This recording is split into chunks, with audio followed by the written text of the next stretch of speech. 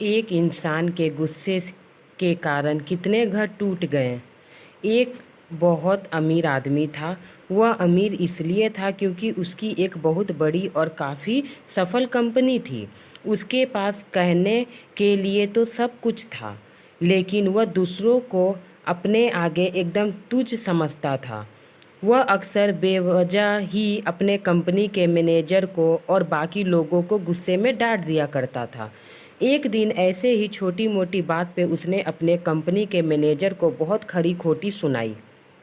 बेचारा manager company के मालिक के आगे तो कुछ ना बोल सका, लेकिन बाद में फिर उसने सारा गुस्सा अपने नीचे काम कर रहे बाकी वर्करों पर निकाल दिया। वर्कर बिना कोई बड़ी गलती के इतनी डांट सुनकर मन ही मन दुख और गुस्से से भर गए।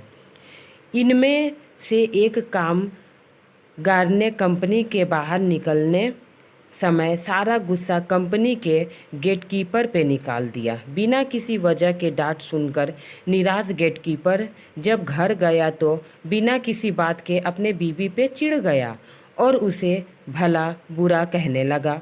गेटकीपर की बीवी ने अपना गुस्सा अपने टीवी देख रहे बेटे पर उतारा। वह बोली, पूरा दिन टीवी देखता रहता है, काम धाम कुछ करता नहीं है और ऊपर से दो चमाट उसे मार दी।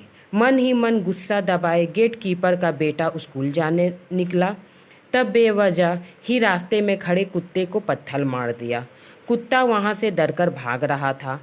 तब उसने सोचा कि मुझे ही क्यों इंसान बेवजह मारते हैं। अगर इंसान ऐसे ही होते हैं तो इन्हें अब सबक मैं सिखाऊंगा। यह सोचकर उसने एक गाड़ी से उतर रहे आदमी को काट लिया। मज़े की बात देखिए, गाड़ी से उतर रहा हुआ आदमी कोई और नहीं, वह कंपनी का मालिक ही था जिसने उस सब की शुरुआत की थी। कंपनी का मालिक जब तक जिया तब तक यही सोचता रहा कि मैंने उस कुत्ते का क्या बिगाड़ा था जो उसने मुझे काटा। दोस्तों, हमारे जीवन में जो भी घटना होती है वह किसी न किसी तरह से हमें जुड़ी होती है। हम जाने अनजाने में जो भी काम करते हैं वह कभी न कभी लौटकर किसी न किसी रूप में हम तक जरूर वापस आता है। अगर हम किसी को मुस्कान देते हैं तो वह भी बदले में हमें मुस्कान देता है।